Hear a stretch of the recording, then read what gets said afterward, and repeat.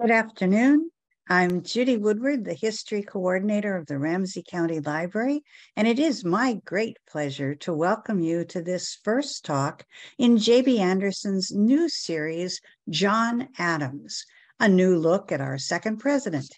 Our topic today is John Adams, his early life. Today's speaker, J.B. Andersen, has long been very popular at our history talks.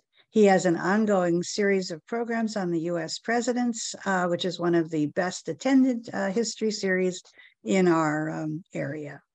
JB's appearance today is made possible through the co-sponsorship of the Osher Lifelong Learning Institute of the University of Minnesota, with financial support from Ramsey County Library Friends Group. We are deeply grateful to both these organizations. Thank you very much. And now I'd like to turn things over to our speaker, J.B. Andersen, for this talk on John Adams, his early life. Thank you. We are ready. Here is an image of John Adams. As you can see, he was a person of his time with the powdered hair and so forth. Oh. There we go. First thing we're going to talk about is the length of his life and his death. He was the longest living president in U.S. history, born October 30th of 1735, and died amazingly on the 4th of July, 1826, the 50th anniversary of the Declaration of Independence. He was 90 years, 8 months, and 5 days old. But then along came Jimmy Carter, who is still alive, born October 1st of 1924. He'll be 99 years old this October, although he has decided no further medical treatments. So we will see. This is a picture of him. I was going to say after an injury at Habitat for Humanity, building houses. But at any rate, Carter now holds the record as the longest living president. Adams died, as I stated, 50th anniversary of the Declaration of Independence. Even more amazingly, on that very same day, very same year, Thomas Jefferson died. And it was the same day. Jefferson died about 3 hours earlier than Adams did. Adams's last words were, "Jefferson still survives." They had been at odds with each other for many years, but then began writing to each other. We'll talk about that later. And at any rate, these two leaders in the American Revolution died within hours of each other, but couldn't possibly know it because communication was very slow then. And Jefferson was in Virginia, Adams was in Boston, Massachusetts. And one thing that I thought it'd be interesting to talk about is how Adams actually lost 12 days of his life. And the reason for that is a switch in the calendars. So Adams was born under the Julian calendar, and that was 1735. The United States adopted the Gregorian calendar in 1752, so Adams was 17 years old when that occurred. The Julian calendar, which was previous to what we use today, it was off by 11 minutes every year, and we'd been using it for several hundred years. So by 1752, it was off by 12 days. Well, so what, you might say? Well, and let me first tell you that It's named for Pope Gregory, pictured here. He was Pope for 13 years from 1572 to 1585, and is most famous for having killed off about 100,000 Protestants. Now, the change in the calendar was first proposed by Aloysius Lilius, pictured here. The reason this was of great significance, this calendar change, is because virtually all of the world, about 90% of all people were involved in agriculture. So it affected the planting season. It actually affected the start of all 4 seasons. They were now off by 12 days. And the new Gregorian calendar fixed this. But part of the problem, especially in the Protestant world, is that this new calendar was first supported by the Catholics. Protestants didn't like it as a result, waited a couple hundred years in countries controlled by Protestants before they adopted this new calendar. So in order to make up for this 12-day discrepancy, the colonies of Britain and Britain itself canceled dates. So there's no such date in this Gregorian calendar of September 2nd to September 14th of 1752, once Protestant countries adopted it. That's the 12 days that they lost. And this is during Adams's lifetime. Ben Franklin stated that it's pleasant for all men to be able to go to bed on 2 September and not get up until 14 September. I'd frequently give a test to students, and I'd ask, what happened on 5th of September, 1752? And of course, the correct answer is nothing, because that date does not exist on the calendar. Another big change in the Gregorian calendar was years ending in 2 zeros, like 1900 and 2000. They're not leap years. They are scheduled to be leap years because they are on that 4-year cycle of February 29th. But in years that end in 2 zeros, we don't do that. And that helps balance the days also. So there's no February 29th in years that end with 2 zeros. In 1980, there is. In 2010, there is. But in 2000, no leap year. Life achievements of John Adams. He was a founding father. Interesting note about the term founding father is the earliest reference to it is from a speech of Warren Harding's in the 1920s. So this is not a term that's been around since day one of the United States. Founding father frequently means several things, but frequently it means that you attended the Constitutional Convention in 1787. The Constitution was adopted in 1789.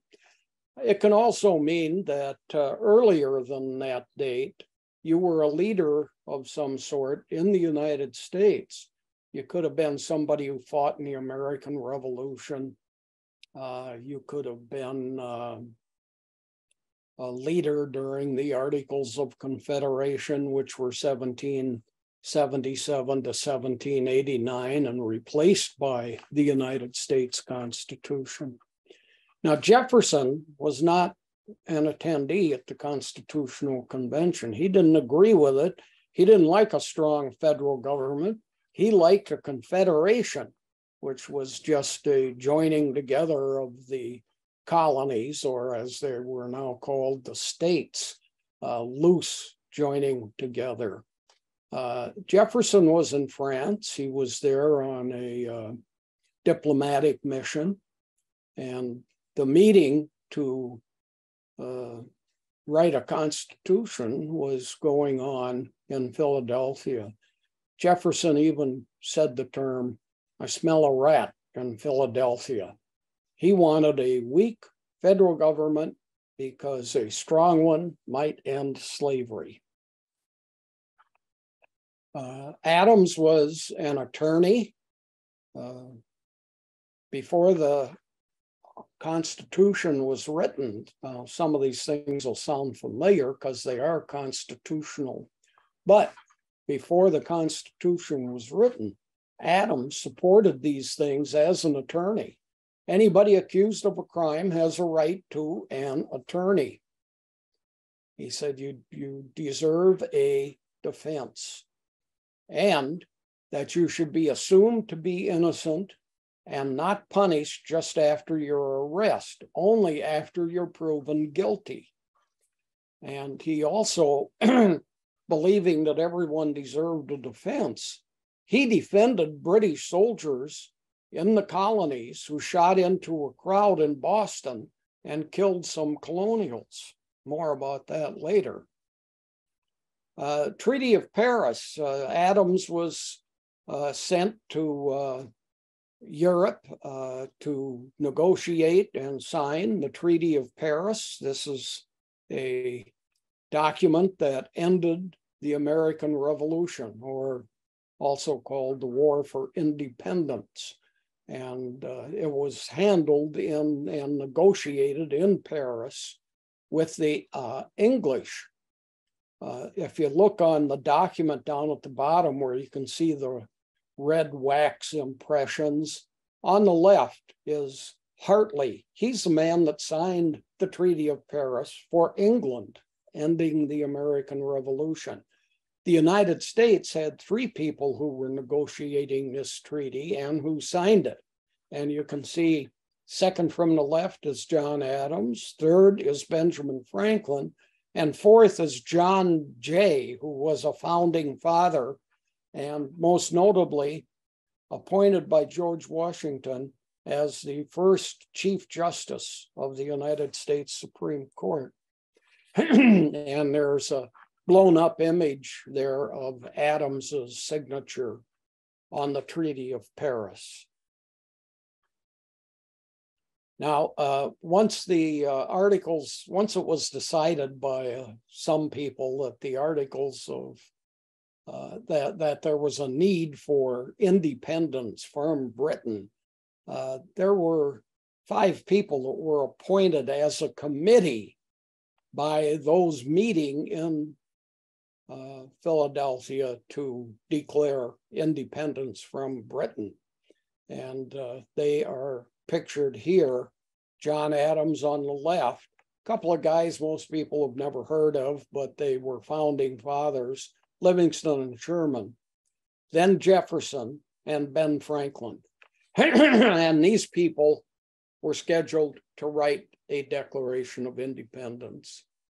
They talked about what should be in it. Adams proposed that Jefferson, because of his writing ability, should be the person that actually writes the document, brings it back to the committee. They'll look it over and then submit it to the Congress that was meeting at that time to be sent to England, stating the colonies are now independent from you folks. John Adams was a delegate from the state of Massachusetts to the Continental Congress. And that was the legislative body during the American Revolution and under the Articles of Confederation for a period of about a dozen years. This graphic is Carpenter's Hall in Philadelphia, which is and was the meeting place for the Continental Congress under the Articles of Confederation. Adams wrote this pamphlet that you see here on the right, called Thoughts on Government. It was a major influence in supporting the United States Constitution. It's a 30-page pamphlet, been in continuous publication since it was written. Available from Amazon for $10. That's 33 cents a page. A 200-page book at 33 cents a page would cost $66 today. So this is just a 30-page 10-bucker if you're interested in reading the entire document. He also aided in the writing of the Massachusetts State Constitution, which is pictured here on the left in its original form. It contains major items that include separation of powers. So you've got Congress, judiciary, and an executive branch, which would be the governor, and they want those powers to be separated. And those powers being separated will act as checks and balances against each other. So Congress can pass a bill, but a governor can then veto it. Sounds familiar. These are things that were adopted in the US Constitution eventually. He served 2 terms, Adams did, as President of the United States, and he was the first Vice President of the United States. Here's a mug to John Adams indicating first Vice President of the United States, 1789 to 1797. This was during the 2 terms of George Washington that he was Vice President, but he was given no power. Washington even told him, no, he cannot attend cabinet meetings. He was given no assignments. The job was pretty worthless, and throughout most of American history has been. As a matter of fact, it's a place where a little later into the 1800s and through most of the 1900s, political parties put people that they wanted to be powerless, somebody they didn't like. And it was tragic for party leaders if the president died and this person who you put in a powerless position all of a sudden became president. He was also president of the United States, serving 1 term, 1797 to 1801. He did run in the 1800 election, but lost to Thomas Jefferson. What's his family history? First thing we're going to talk about are accomplishments. Adams's father, pictured here in this drawing, was John Adams Sr. He owned some farmland, but he also owned a little shop where he was a cord wainer. That was the name in the 1700s for a shoemaker. And here in this image is a man comes in and needs work done on his shoes. Of course, in those days, you owned 1 set of shoes. People could not afford to have 3 or 4 pair or more. And consequently, you'd sit and wait while the work was being done. And once the work was done, you were able to leave again. His father was a person involved in politics. He served in the state militia, that's the military of the state.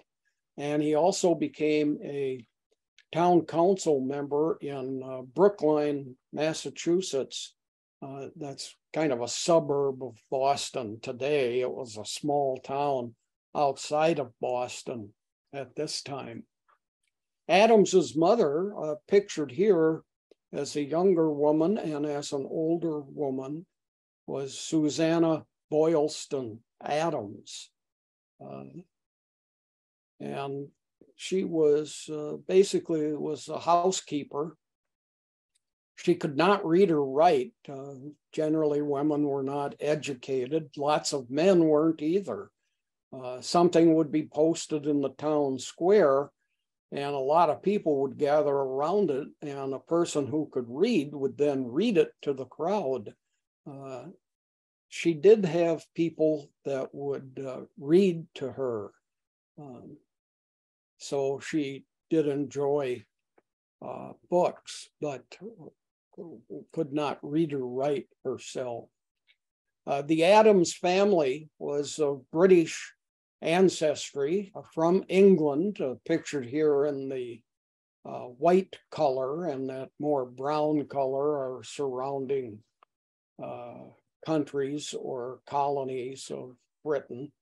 So the Adams family came from England, and it was John Adams Jr., the subject of this lecture, whose great-grandfather came to the United States, was the immigrant. And he came in 1638. There were a couple of European voyages to the United States, 1609 and 1620. And so 1638, Adams's family was a very early settler in present-day United States. Family dynasty. We're going to take a look at Adams's progeny. Don't worry about having to read each of these. We're going to talk about each of these people individually, but you can see here that there were a great deal of people descended from John Adams who became people of note right up to the current century. First, his son, John Quincy Adams, who lived 1767 to 1848 and became the 6th president of the United States. A lot of people say the United States is an oligarchy because it's the rule of the few. And the reason it's an oligarchy is many presidents have been related. The Adamses, father and son, the Harrisons, grandfather and grandson, the Roosevelts, they were like 5th cousins, the Bushes, who were a father and son. And it's even amazing other relationships between presidents that are much wider, broader relationships than father-son, father-grandson, etc. But at any rate, John Adams's son also became a president of the United States. This is Charles Francis Adams Sr., a grandson to President John Adams, lived 1807 to 1886. He attended Harvard. You're going to see that word Harvard on just about every one of these people. And he served in the United States Congress. Another grandson, or the same fellow, Charles Francis Adams, just more information on him, became a candidate for vice president in 1848. He ran with Martin Van Buren, but they lost. And they were in a third party called the Free Soil Party. Free soil here meaning they're opposed to slavery. So it's like a free state versus a slave state. That was 1848. Then in the early 1860s, under Abraham Lincoln, he was appointed ambassador to England. Third individual, Charles Francis Adams Jr., lived 1835 to 1915, was a great-grandson to President John Adams. Again, Harvard graduate. He was a general during the United States Civil War. And after the war, with the explosion of industry across the United States, he became president of the Union Pacific Railroad. He also authored 3 books, and they were on how to manage railroads, which is what he spent most of his life doing. And he wanted regulations for the railroads. That's what he outlined in these books. However, it was to benefit the railroads, protected the railroads from lawsuits from consumers and from other businesses. That's the kind of regulation that he wanted. John Quincy Adams II, a great-grandson, lived from 1833 to 1894. Again, Harvard. Let's talk about this for a minute. A school that allows in a long string of families is called a legacy school or a legacy university, meaning in order to get in, you have to have a relative that went there also. There are schools like that to this day, and in the Twin Cities, most notably Macalester College. There are excellent people who apply to Macalester and don't get in because their father, uncle, or grandfather didn't go there. They don't have a legacy attachment. And many of the private schools, smaller private schools around the country are legacy institutions. John Quincy Adams II, pictured here, became an attorney, and he served in the Massachusetts state legislature. He switched political parties. He had been a Republican, and he switched to being a Democrat. He was a Civil War colonel, or another picture of him there. Ran for governor 5 times in Massachusetts, and he lost every time. Finally, 1872, he says, well, I'm going to drop out of politics. I guess he finally got the message. In 1892, he was offered a cabinet position, but refused it. This is Henry Brooks Adams, a great-grandson to President John Adams, 1838 to 1918. Again, amazingly, graduate of Harvard, also an attorney. And when he lived in a period of time when young people graduating from college would take what was called the Grand Tour. And Henry Brooks Adams took this Grand Tour. The young man would be sent to Europe. Usually you might stop in London, Paris, Rome for sure, Athens, and then on to the pyramids in Egypt. And this was known as the Grand Tour. Then back to the United States to begin your professional career. Here's another picture of Henry Brooks Adams, grew a different beard. Again, the great-grandson. He became a writer for the New York Times. And during the Civil War, he covered that battles and famous people involved in the Civil War, etc. He is also, amazingly, I mean, this is really a big deal. He is the guy that uncovered the Confederacy of the United States during the Civil War, secretly trying to gain aid from Britain,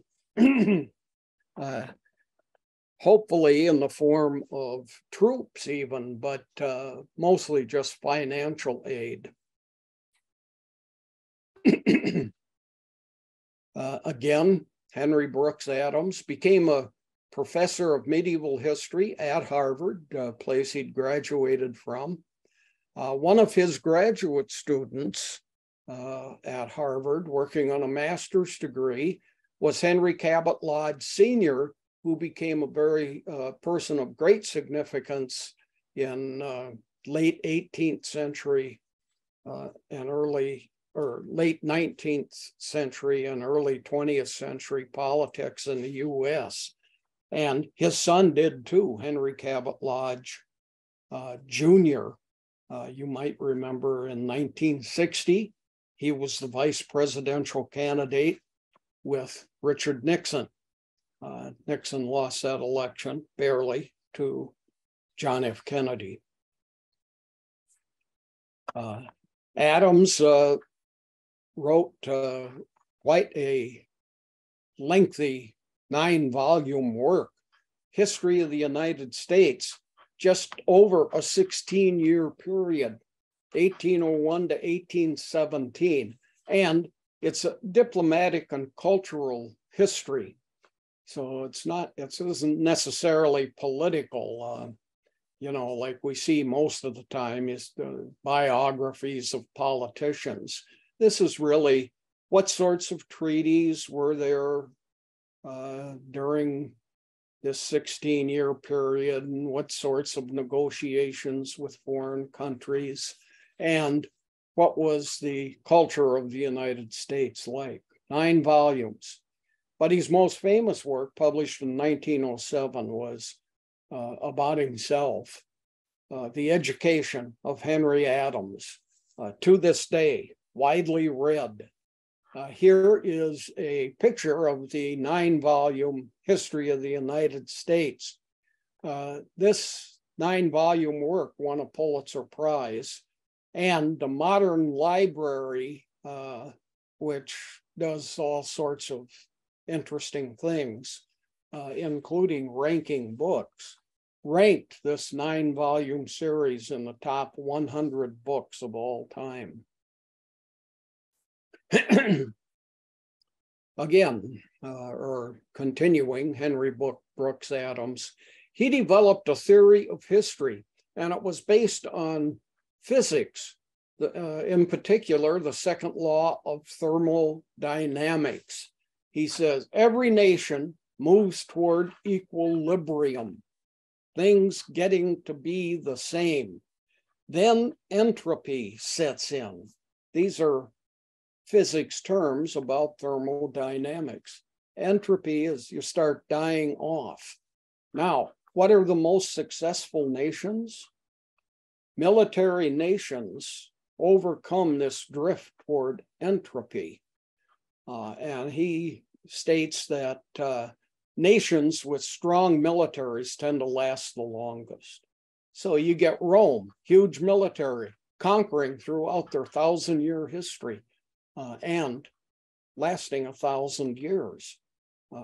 Interesting observation. He wrote 2 novels that were published also, and he had tickets for the Titanic, but and that was in 1912, but he decided he wanted to spend a few more days in England. So he gave up his tickets and came back a couple of weeks later, lived to 1918. So he barely escaped death on board the Titanic in 1912. There was a dark side to this guy, despite his Harvard education and professorship and the books he wrote, etc. Dark side was anti-Semitism. A friend of his, John Hay, stated, if Adams had seen Vesuvius smoldering, he would have looked for Jews stoking the fire.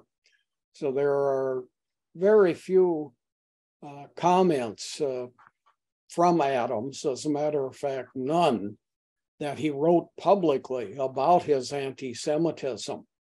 But letters that he wrote to other people that he knew would remain private and have now become public do indeed point out the strong anti-Semitism that he felt throughout his life.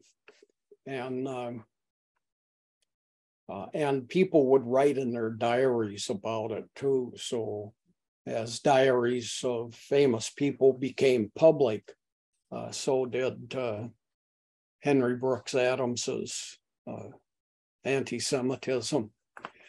This is a statue at his tomb. This is Brooks Adams. Brooks Adams was a great-grandson to President John Adams, lived 1848 to 1927. you may have noticed these people have some very lengthy lives, especially for this day and age. But of course, that's why we remember them. They were survivors of childhood illnesses and other medical problems, but some died. We'll talk about that also later. By this time, attorneys are getting licensed through educational institutions. John Adams and his ancestors in the 1800s who became attorneys did so by studying under an attorney working in his office. And then you were granted a license to practice law. But here we have John Adams's great-grandson, who had a degree from Harvard, a BA degree, and then a law degree. And he became independently wealthy too. Here's a picture of him later in life, became a historian. He wrote a book called The Emancipation of Massachusetts, and it's about Massachusetts separating from England. And he wrote a book entitled The Law of Civilization and Decay. And these books have heavy economic themes, so we would call him an economic historian. And he was very critical of capitalism and of the rise of capitalism after the Civil War in the US and how it went unregulated until Teddy Roosevelt took office.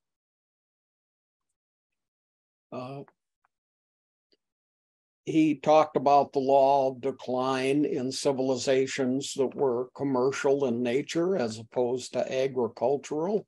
What happens to these cities or these civilizations that decline? Well, number one, they move into cities. They're not agricultural anymore. They become business. From that, they become greedy. There's never enough for the people that own the businesses. More and more and more is better. They lose creativity. Morality begins to decline. There's a lot of distrust between the citizens. A lot of dishonesty is seen. They become the normal method of operation in the declining society, and eventually the society collapses. I wonder if this sounds familiar to anybody. Economic predictions that Brooks Adams made: United States would become a wealthy nation. Militarism would bring about that wealth, and New York City would be the financial capital of the world. We have just spoken about how, gaining wealth, moving into cities, etc., that happened. His economic prediction about militarism, an ancestor of his had predicted that societies with big militaries tend to last longer. And of course, New York City did indeed become the financial capital of the world, remains so to this day. There's arguments about that, but it's certainly one of the great economic centers around the world. This is Charles Francis Adams III, lived from 1866 to 1954. Under President Herbert Hoover, he was the Secretary of the Navy, and he was a yachtsman. Yachtsmen would engage in races, so it was a sporting title that he had. And not exactly giant ships like he was in charge of as Secretary of the Navy, but this is Charles Francis Adams IV, a great-great-great-grandson of President John Adams, lived 1910 to 1999.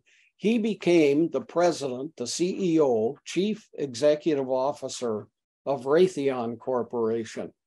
And he held that position 48 to 60 and then again from 62 to 64.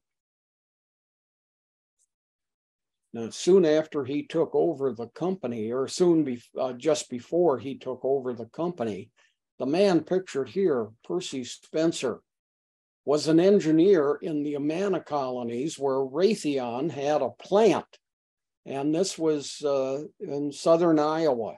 And this man invented the microwave oven. And that became, by the end of the 1970s, these things started selling like crazy for household use.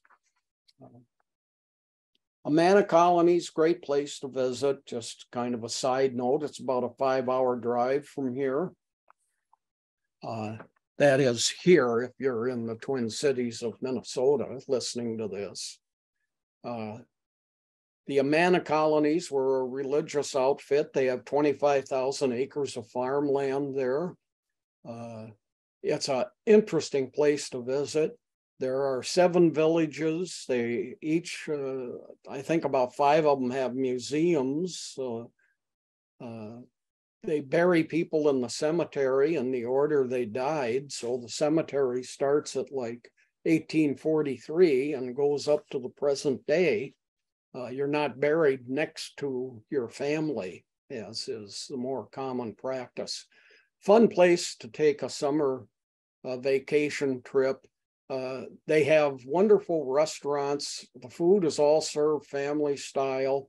You guys want potato salad? Okay, they bring out a big bowl of it and everybody dishes up their own. And it's just a very, very interesting spot to look at. Very long-term colony from the 1840s to the 1930s. It finally quit, getting a lot of criticism about being communist in nature. But they have held together as a society, and I love turning people on to go into the Amana colonies. Roger Adams, 1889 to 1971, he's an indirect descendant. President John Adams's grandfather, this fellow, Roger Adams, is descended from that grandfather, so he's not in a direct line with President John Adams. But he became an organic chemist, and he discovered what came to be known as the Adams catalyst. It's a dark brown powder. You can buy it commercially, and if you expose it to hydrogen, that activates it. Okay, let's talk about Adams and religion. Here are some people that look very Puritan in origin. That's because that's what they are. His ancestors were Puritans. Puritans were a group of people within the Church of England, and they were more conservative than much of the Church of England was. And they saw themselves as reformers, people who needed to reform the Church of England and bring it to its senses. They had pretty harsh beliefs. You can see here, women are all dressed the same, and men march in front of the women, and et cetera, et cetera. By the late 1700s, when Adams was an adult, these Puritans had mellowed quite a bit. Adams was raised in a congregational church, but he became a Unitarian. And the United States has had 3 Unitarian presidents. This is a very liberal group. Many of its members are atheists. Some believe in God. Some say we're not a religion, etc. John Adams and his son John Quincy Adams were Unitarians, as was President William Howard Taft. He was president 1909 to 1913. Frequently, I'll hear people say, well, we've always had a Christian president. No, we haven't. First 6 presidents were not Christians. The first Christian president was Andrew Jackson. He was number 7. 4 of the first 6 presidents were deists. They believed in God, but not the divinity of Christ. The Unitarians were roughly the same. Many believed in God, but not the divinity of Christ. They did not consider themselves to be Christians.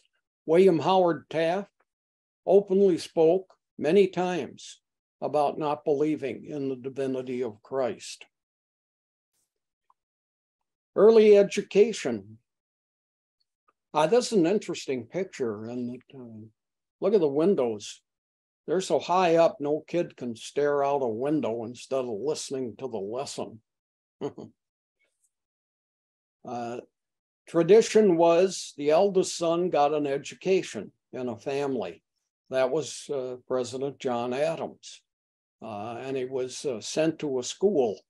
But this is a very interesting painting of a school during that time, because, as you can see, it allowed girls to receive an education along with boys.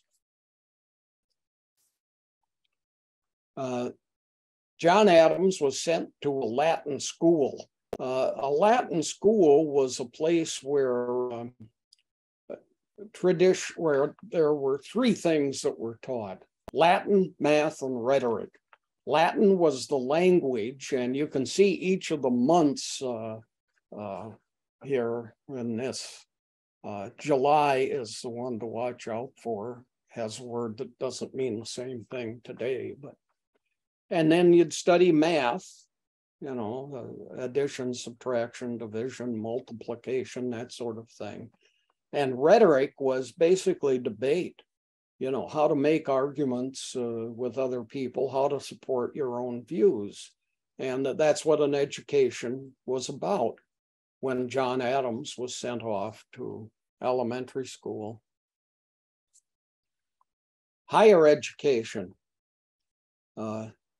Look at these buildings. I mean, there was no electricity yet, so there was no elevators. Look on the left, the taller building, second one in, this one here. That's 5 stories. That's a good climb up. Look at this one, also 5 stories, 4 stories up to the roof line. And so that was a long hike. My wife grew up with a woman who for 35 years worked on Broadway. We'd go out to New York City, Manhattan, and visit her. And she lived on the 44th floor of a 50-story apartment building. And if I'm remembering correctly, in the 35 years that she was working there and living in that apartment building, there were 4 times the electricity went off. And she would tell stories about, well, I had a friend on the 10th floor, so I'd walk up to the 10th floor and then sit in their apartment for 10 minutes and talk. And then I'd go 17 more floors where I knew somebody, et cetera, till finally she got to the 44th floor where she lived. But in Adams's day, buildings were limited to 4 or 5 floors simply because you had to walk up that distance. John Adams went to Harvard. His BA degree was in ancient philosophers, and consequently he is a Harvard grad, as were many, many of his descendants, as we saw earlier. His father expected him to become a clergyman. In New England, that's pretty much why male children went to universities in New England. It was a place where it was the initial training to become a clergyman. But Adams wasn't interested. He wrote to his father when he decided, no, I'm not going to do that. And he said, honor and reputation, more deference from his fellows. In other words, it's just not a good profession to be in. He wanted to be honored and to have a reputation. That word deference is misspelled there, at least in modern terms. It only has one F today, means respect. I want more respect from my fellows. Adams further wrote that about clergymen, pretended sanctity, but were absolute dunces. So he had very little respect for clergymen who he thought to be pretty low-grade individuals. There were no colleges, as I mentioned earlier, for attorneys in the 1770s. What you did is you worked in an attorney's office, and you then were admitted to the profession. Here are some founding fathers and famous people in U.S. history who were attorneys. Patrick Henry, pictured on the left. John Rutledge, who became the second Chief Justice of the U.S. Supreme Court, simply worked under an attorney to become one. John Marshall, the longest serving, most famous Supreme Court Justice and Chief Justice in our history. And Abraham Lincoln, who became an attorney also simply by studying under an attorney.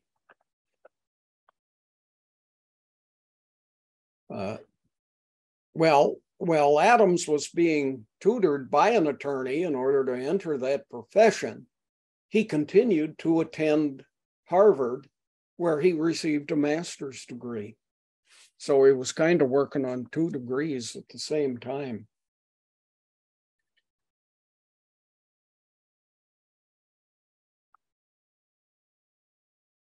The French and Indian Wars. This map shows battle sites of the wars. You can see that it mostly was in the northern United States.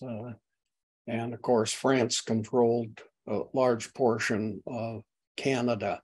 And it was the colonies, Britain, fighting the French and Indian alliance against the 13 colonies. If you wanted to be a gentleman, or if you wanted to be president of the United States, you'd better fight in a war. But Adams was getting an education, so he didn't fight in this war. He was the first president not to have served in the military, but he was also only the second president, the first one being Washington. But what's interesting about this is there's been 45 different people serving the presidency. 32 of them have a military experience. 31 were officers. 1, James Buchanan, 1857 to 61, right before Abraham Lincoln was a private. So you can almost say, over 2/3 of the presidents of the United States have been military officers. Diary. Adams started a diary in the 1750s, kept it pretty regular, nothing like his son, John Quincy Adams, who we'll talk about in a few years. He was the 6th president, is the greatest diarist of all time, really. But John Adams kept a diary too. It was common for men to do this in the 1700s, 1800s. One of the things the thing we'll talk about from his diary are the British writs of assistance. Now, this is basically a law that was passed by Britain. And it said, we can search any homes unannounced with no legal order in the colonies. So we can just knock on your door, come in, and look at everything. These writs, the reason for them was they'll stop smuggling. Britain wanted to be the only source that brought tea into the colonies, and yet the French were sneaking it in, and so were other countries, so were private smugglers. And this was taking a great deal of money out of the hands of the British. So the British were looking for items on which a tax had not been paid. The writs allowed soldiers, such as you see here. These are a couple of guys brought over from Britain in the colonies to keep law and order. And these soldiers could come into your house and search it. They could also commandeer a colonial citizen. Okay, mister, come with us. And you're going to help us search. So you could bring in a person off the street and you could search the house faster, and they'd tell this person what to look for, and you better be honest about it, et cetera, et cetera. Merchants were concerned about these searches in the colonies, and they sued the British, saying, we don't want these searches done. They lost that. And of course, the grievance that the merchants had is they probably had lots of stock that was smuggled in, could be easily found. Adams claims that these unannounced searches of homes and businesses in the colonies are the major force in the movement for independence.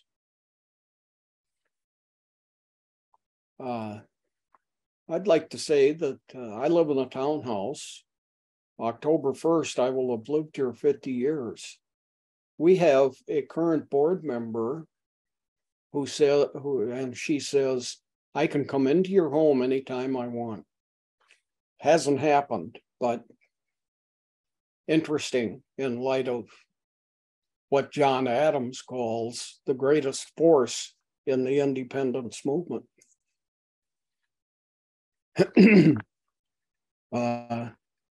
Ready articles.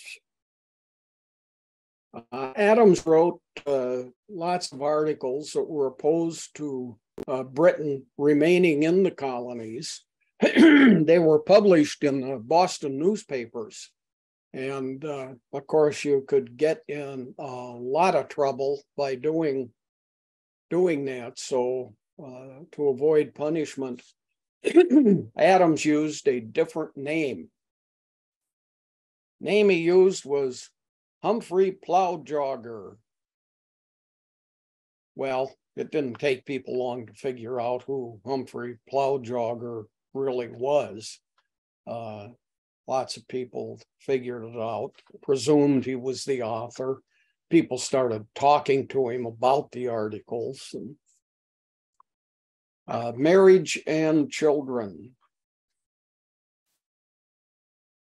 1759, he proposed marriage to Abigail Smith, pictured here as a younger woman. He was 24 years old and she was 15.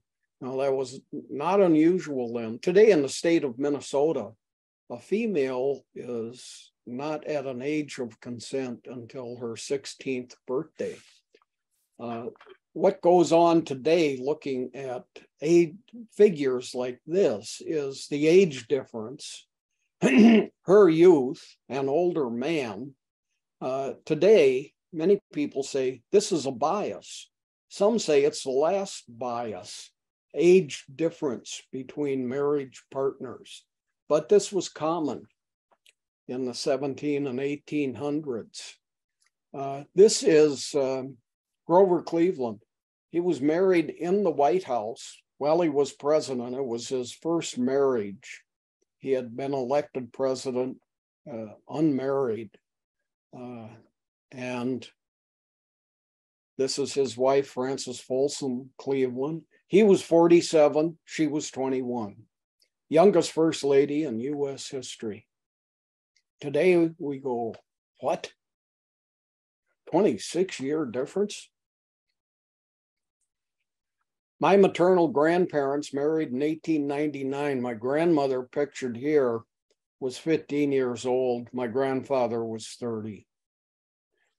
My grandmother in this photograph had a job on board a tugboat that hauled barges across the Great Slave Lake to Yellowknife. And that would get so frozen in over the winter that they would just make trips all summer long as the lake was open, delivering goods so that people could survive the winter. And my grandmother was the cook on this Norbaska. And here she is after catching a fish that will be used for dinner that evening. Let's take a look at children. This is a daughter of John and Abigail Adams, nicknamed Nabby. She lived from 1765 to 1813, so she died at the age of 48, and she died of breast cancer. Pictured on the right is Joseph Warren, a medical doctor and friend of John Adams, who did breast surgery on Nabby, and we'll talk more about that another day. This is John Quincy Adams, also a son of John Adams. He lived from 1767 to 1848. He was 81 years old, died of a stroke, had the stroke on the floor of Congress, was taken into the judiciary rooms there, and died 2 or 3 days later. And it was either a stroke or a cerebral hemorrhage. Susanna, not pictured, died at the age of 1 year. Charles Francis Adams, pictured here, died at the age of 30 from alcoholism, was a problem within the Adams family. This is Thomas Boylston Adams, lived to be 60 years old, but also died of alcoholism. A comment made about him: a brute in manners and a bully in his family. And then no picture, stillborn daughter, lower right, Elizabeth, born in 1772. Here's a list of the 6 children that the Adamses, John and Abigail, had. Just reviewing it quickly, you can see it was only John Quincy Adams that lived beyond the age of 60 in the family. And there was Abigail, John, Suki, Charles, Thomas, Elizabeth. His adult life before 1776. And this is a lengthy section that deals with Adams up to the time of the Declaration of Independence.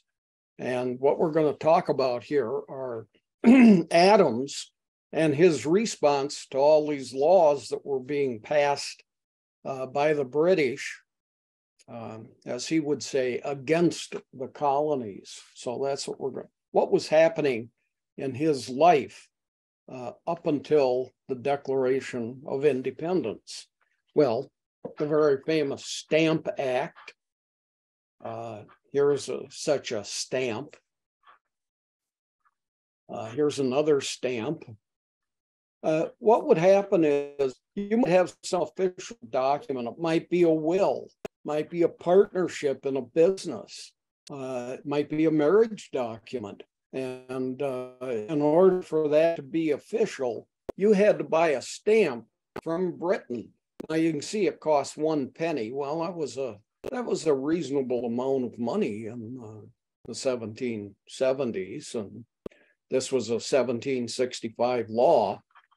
But the British needed the money. They were fighting a war with France, and the money from this requirement of buying a stamp that was necessary to make any of your legal documents actually be legal, you needed to buy the stamp. The military enforced the Stamp Act. Courts were not allowed to have any part in it at all. So you couldn't say later on, I'm taking you to court. You couldn't do that. You had to have the military resolve anything that didn't have a stamp on it. And you would never win the case if you didn't buy one of these stamps.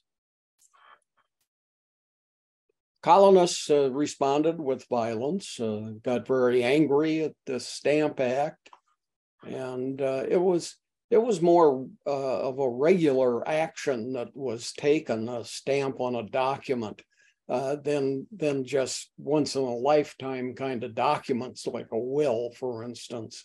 There were just lots of documents that had to have these stamps purchased and attached. So Adams writes articles about this, something he was very good at. The series of articles he wrote about the Stamp Act are called the Braintree Instructions, and that's after the town that he lived in, just south of Boston. Raised 4 objections to the Stamp Acts. First of all, taxation should only be allowed if the people being taxed support it. You must have the consent of the people that are being taxed in order to tax them. Of course, that's not done today. Our representatives decide that for us. There are very, very few taxes that go before the voting public. Second objection that Adams raised was everybody should be allowed a trial. The Stamp Act, remember, it handled by the military completely. Courts could not do anything about it. And Adams argued in these articles that he wrote that everybody gets a trial, and the jury has to be of your peers. And he said rights should be extended to the colonials. Now, the colonials were treated kind of like a conquered people. They didn't have the same rights that British citizens had. They weren't considered citizens. So Adams said, hey, we get the same rights, responsibilities, etc., as a British citizen. So you're laying this on us like you've got something over us. And finally, he simply declares the Stamp Act to be invalid because the colonies have no representation in the British Parliament. Consequently, we have no say about these taxes that you pass. And this became, of course, one of the famous battle cries of the American Revolution: taxation without representation. They were telling Britain, you don't allow us to have a representative in your parliament, but you're taxing us. We don't like it. Adams did make statements and wrote in these articles that he did not like the violence he was seeing against the British, that he thought it should be peaceful protesting. There was so much of this destruction of property and harm to British soldiers, etc., that the Stamp Act was repealed about a year after it had been passed. Proponents of violence. Now, many were arguing for violence all throughout this. Now, this Stamp Act is years before the revolution starts, but there are groups that start up as violent, and they're proposing violence, prepared for violence, and have weapons. This is Samuel Adams. He's a second cousin to John Adams, and he was one of the leaders of the violence movement against Britain and these taxes. He was the head of and founder of the Sons of Liberty. It was the Sons of Liberty who dressed up as Native Americans, went on board 3 British ships in Boston Harbor and destroyed, in today's dollars, a couple $1 million worth of tea. They either cut open the bags that exposed the tea to the elements, or they threw the bags into Boston Bay. This occurred on the 16th of September of 1773. So you got John Adams saying, let's stop the violence, but you have groups such as Samuel Adams' Sons of Liberty that continue the violence. Today in the United States, there are about 2,500 non-state supported militia groups. Many of them were at the Capitol building on January 6th. Clergy were major supporters of violence, and they quoted from the Bible. We've got 4 arguments used by clergy who favored the violence. Book of Matthew, Jesus states, I have come not to bring peace, but a sword. Jesus overturned the money changer tables. That was an act of violence. Now, a lot of people today interpret that as being, well, his objection wasn't to the money changing. It was to the fact that it was going on at a temple. Take it someplace else. Caring for the oppressed is a major concern in the Bible, and it has generally throughout history required violence in order to get done. And the Apostle Paul stated, resist tyrants, use violence to do so. So here's the Apostle Paul from that last statement, or what somebody thought he looked like. Many argue that a lot of this very same stuff is happening today. And it's are still argued even within the religious community.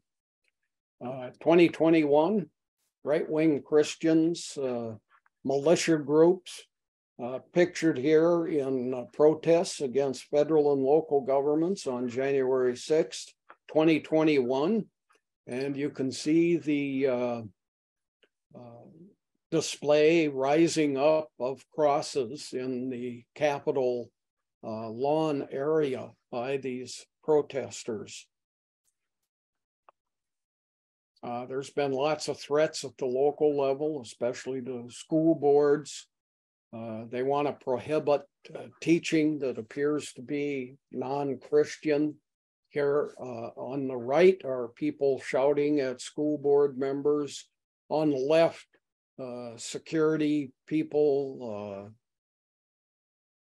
trying to stop a person from making horrible comments, thinking that there might be, that violence may come about.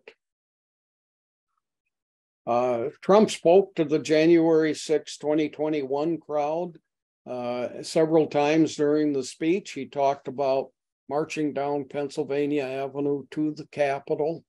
Of course, there were 15,000 people there. This thing obviously had to be well planned in advance.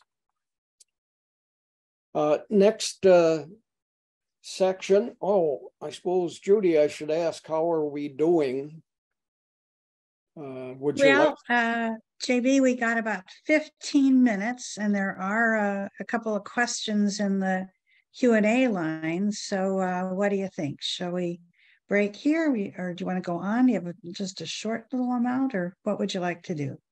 We do have to stop in 15 minutes, though. Yeah. Well, let's stop at the beginning of this section. It's a good spot. We'll start next time by talking about Adams moving from a small town outside of Boston into Boston, where he gets a lot more attention both for his legal firm and for his notions and ideas about the British and the independence movement. So. Okay, I'm going to ask you, JB, or Grayson, to stop sharing your screen. Oh, great. Okay. All right, let's go to questions.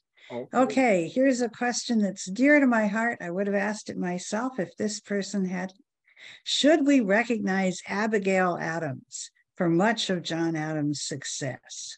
He has kind of a reputation. Does she deserve it? Well, unlike many people who married in the late 1700s, John and Abigail Adams were truly a partnership intellectually as well. But the most famous letter that she ever wrote was to her husband, who was attending the Constitutional Convention. And she instructed him not to forget about the women. The ladies. Yeah. Now, I have been asked over the years, I've been doing this for 17, 18 years with senior citizens. Could you please do first ladies?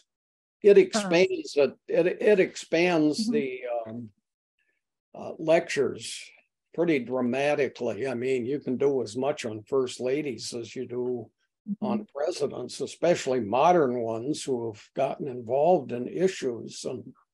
And there's also has been someone teaching about first ladies in Ollie. So I've kind of kept away from it.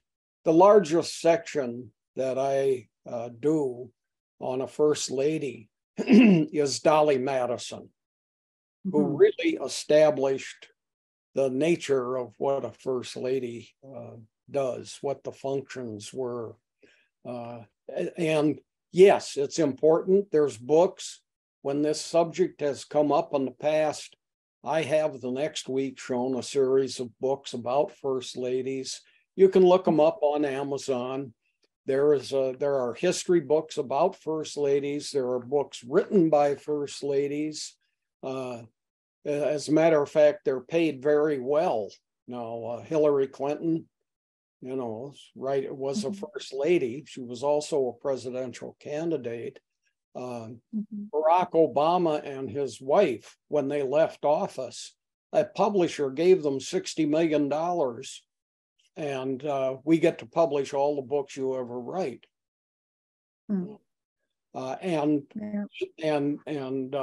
Michelle Obama has written books. So it's a very important theme. This class is about presidents meeting first ladies, Yeah. Do you know if Abigail Adams pursued an independent or a public role at all during her time as first lady? Well, she was writing to people, but no. John and Abigail Adams were the first president and first lady to live in the White House. It had been completed by the time he assumed the presidency. And you see lots of pictures online of her hanging laundry in the East Room. She was still doing a lot of the functions that were assigned to women. And the Adamses did not have slaves doing that sort of work as Washington and many following presidents did. But no, there is lots of wonderful information about Abigail Adams out there. And I You know, I don't own any stock in Amazon, but it's a great place to go to look. Right. You get a wide variety of books there. You go to a bookstore, you might see 3 books on Abigail Adams. You go into Amazon, you'll see a dozen. Mm-hmm. Yeah. Okay, here's a comment about your discussion of leap year. This viewer says, actually, there was a leap year in 2000. If the year is divisible by 400, then it is a leap year, even if it ends with 2 zeros. Yep. 1700, 1800, and 1900 were not leap years. 1600, because it's divisible by 400, would have been. Yep. And I forgot about that, and I stated that incorrectly, but that's right. If it's divisible by 400, then you do a leap year there, because that just rounds out the calendar correctly. Sorry. Okay. All right. And now a question about the office of the vice president. Wasn't the office of vice president powerless because the vice president was the guy who came in second in the presidential election? And that was changed only after the power of the vice presidency changed only after that rule changed. And the vice president came from the same party as the president. John Adams ran against Thomas Jefferson in 1796 for the presidency. Mm-hmm. Adams won, Jefferson placed second. They were political enemies. You don't want anything to do with that person. Yeah. That helped establish. Now, that was not the case with Washington and Adams. Washington was the only candidate in his 1789 and 1792. He was the only candidate, so there was no second place winner. And slowly this stuff developed over the course of our history until finally, and this was not till 1864, the Republican Party had under Lincoln, and it wasn't the Republicans. Republicans were being critical of Lincoln, saying you're not doing enough to stop slavery. So they didn't nominate him. He formed the third party called the something Union Party, and ran and won the 1864 election. But Lincoln said, this person is going to be my vice presidential running candidate. You vote for me, you're voting for him too. Okay. But it still became a graveyard for so the whole role of vice president has changed. Something I didn't mention is when it really became a job of merit was due to Walter Mondale of Minnesota. Jimmy Carter said, Mondale, I want you to run as my vice president. And Mondale said, I get to talk to you every day and I want important assignments. And today we see, over the last 50 years roughly, as a result, we see far more of vice presidents than we have previously. Okay. Let's see. All right, now let's move on. The next question has to do, I believe it was Henry Adams that you said was deeply anti-Semitic. Was that right? Henry Adams, the education. Henry Brooks Adams.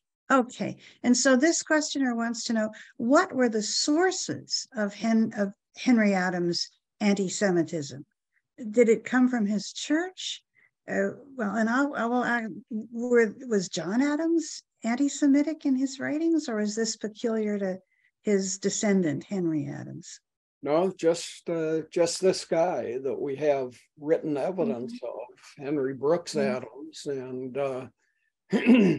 I don't know, this sort of thing happens in families where the rest of the family has no problems with diversity, but one member has lots of problems with diversity. And I don't know what the source of this guy's feelings were about Jews, but probably a lot of what the questioner mentioned, it could have been a religious thing, could have also been a business thing,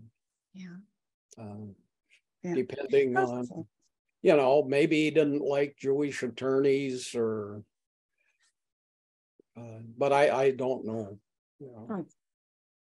Did John Adams change his birth date when the calendar changed, or did he keep his original birth date? No, people kept everything original.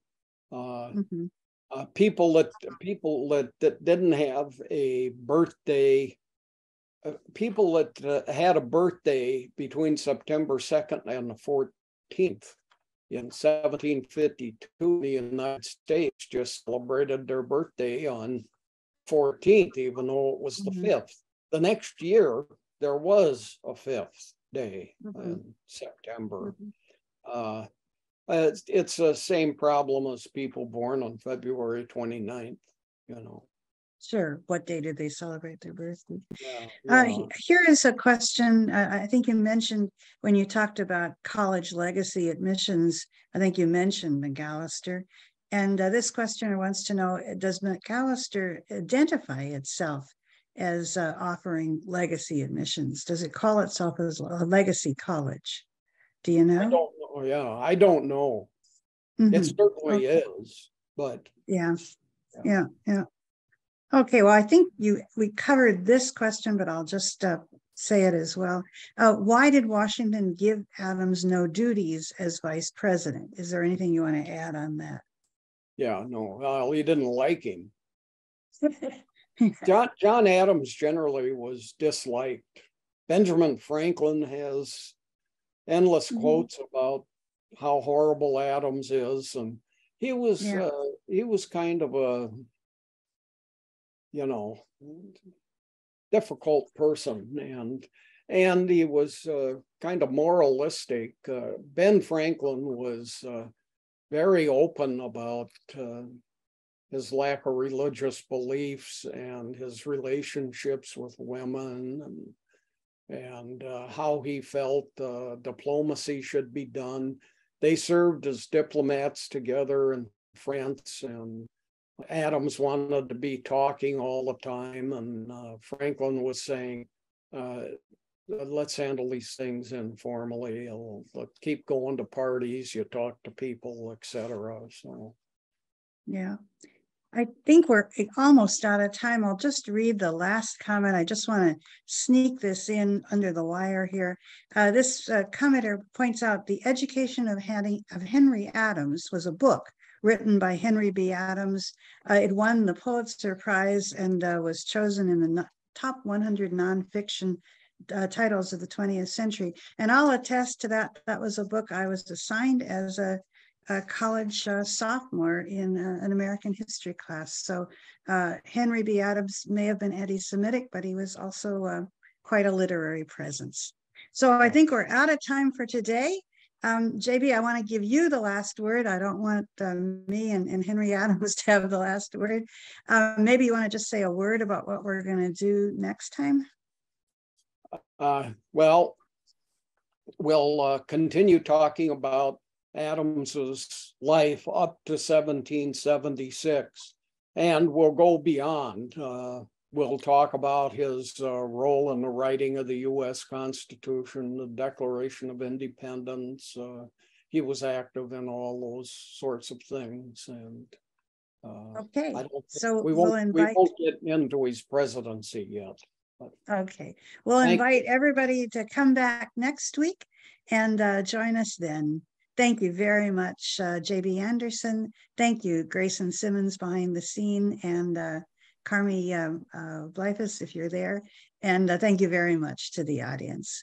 We'll say goodbye for today.